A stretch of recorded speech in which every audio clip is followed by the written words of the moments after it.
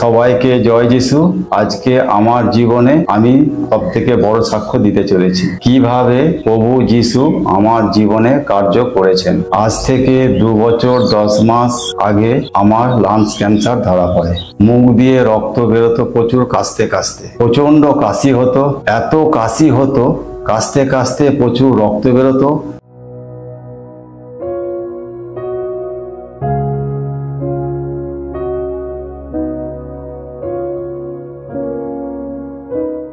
বমি হতো, বাথরুম পর্যন্ত করে ফেলতাম। তার ফলে গা হাতে প্রচুর যন্ত্রণা হতো।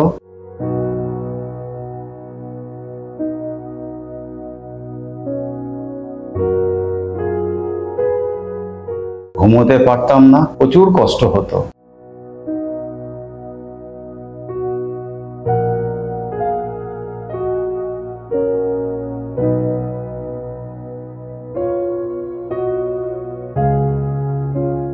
বমি হতো, কোনো খাবার খেতে পারতাম না। নরম জাতীয় খাবার দিত, সেটা খেতাম।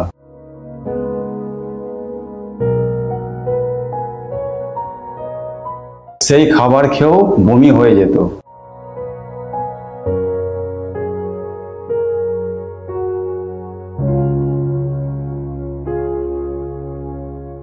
হজম করতে পারতাম না। এর ফলে ওজন কমে গিয়েছিল, দাঁড়াতে পারতাম না।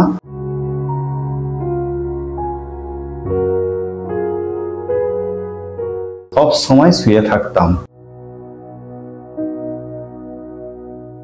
এর সাথে গলব্লাডারে স্টোন, প্রেসার, সুগার, নানা সমস্যা দেখা দেয়।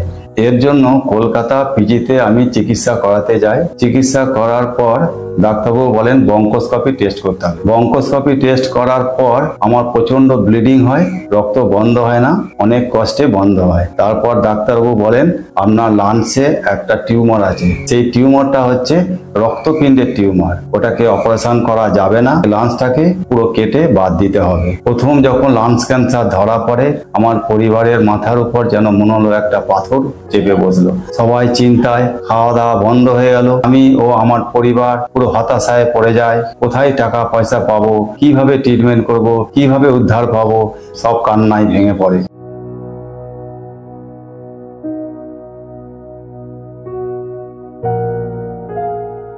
তারপর আমরা কলকাতায় পিজিতে আর চিকিৎসা করলাম না, সোজা চলে গেলাম ব্যাঙ্গালোর। ব্যাঙ্গালোরে গিয়ে ওখানে ট্রিটমেন্ট চালু করলাম। ট্রিটমেন্ট চালু করার পর ওনারাও বঙ্কোস্কোপি একটা টেস্ট করলো। তো বঙ্কোস্কোপি টেস্ট করার পর প্রচুর ব্লিডিং হয়। তারপর আমাকে আইসিইউ ভেন্টিলেশনে অ্যাডমিট করে। তারপর আমার জ্ঞান ফেরে, আমাকে বলে যে আপনার যে লাংসে যে টিউমারটা আছে ওটাকে অপারেশন করা যাবে না, ওপেন বাইপাস সার্জারি করে লাংস কেটে ফেলে দিতে হবে, তবেই আপনি বাঁচতে পারবেন। আর এই বাইপাস সার্জারি করতে গিয়ে আপনার জ্ঞান ফিরতেও পারে, নাও ফিরতে পারে, কোনো গ্যারেন্টি নেই। বন্ডে সাইন করলে পরে তবেই আমরা করতে পারবো। তো আমাদের প্রচুর ভয় হয়ে গেল। আমরা আর ব্যাঙ্গালোরে ট্রিটমেন্ট করলাম না। তারপরে আমরা বাড়ি এলাম। বাড়ি এসে তারপরের দিন টাটা ক্যান্সার হসপিটালে গেলাম। টাটা ক্যান্সার হসপিটালে ওখানে ডাক্তারবাবু দেখলেন। দেখার পর আমাকে বললেন, সব রিপোর্ট দেখার পর হলো বঙ্কোস্কোপি টেস্ট করলে খুব ভালো হয়। আমরা বললাম বঙ্কোস্কোপি আর টেস্ট করবো না, কেমো, রেডিয়েশন, মেডিসিনের মাধ্যমে যদি কিছু হয় তাহলে আমাদের কিছু ট্রিটমেন্ট চালু করতে পারে। ডাক্তারবাবুরা আলোচনা করলেন।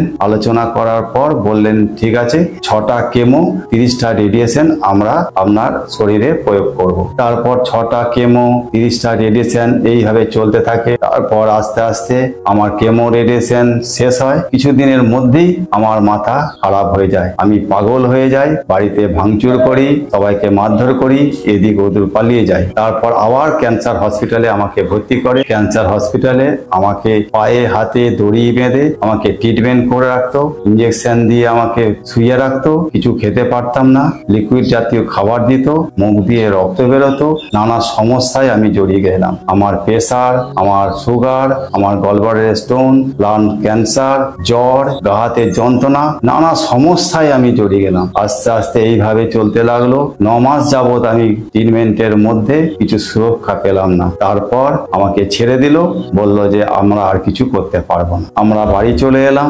চিকিৎসার জন্য আমার প্রচুর টাকা ব্যয় হয়ে যায়। তার ফলে আমার পরিবারে আর্থিক সমস্যা দেখা যায়। তারপর একদিন রাত্রে আমার মিসেসের কাছে এক দিদি ফোন করে প্রভু যিশুর প্রার্থনার কথা। তার পরের দিন ছিল রবিবার, আমরা প্রভু যিশুর প্রার্থনায় এসেছিলাম বড় ধামাসে। ওখানে দেখছি প্রার্থনা হচ্ছে, আরাধনা হচ্ছে, সাক্ষ্য দিচ্ছে, বিভিন্ন জিনিস দেখে আমাদের জীবনে প্রচুর বিশ্বাস বেড়ে গেল। তারপর আমরা আস্তে আস্তে বাড়ি যাচ্ছি। বাড়ি যেতে যেতে আমার শরীরের হিলিং পাওয়ারটা আমি আস্তে আস্তে বুঝতে পারছি।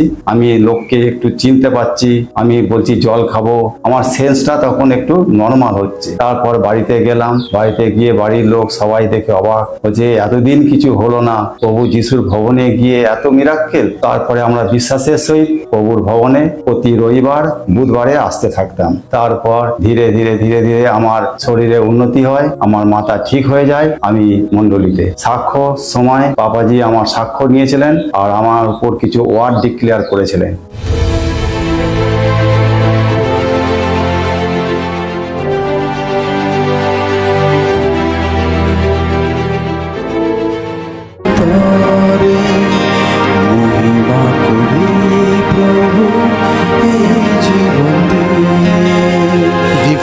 In the name of the Jesus, हर रोग खत्म होच्छे प्रभु যিশুর নামে। যিশু খ্রিস্টের নাম सारे कर्स अभिशाप खत्म होच्छे। নিউ লাইফ, নতুন জীবনের লাইফের মধ্যে ঘোষণা করছে। যিশু খ্রিস্ট এসেছিল জীবন দেওয়ার জন্য, সেই জীবনকে আপনার লাইফের উপর ঘোষণা করছে। Amen amen amen.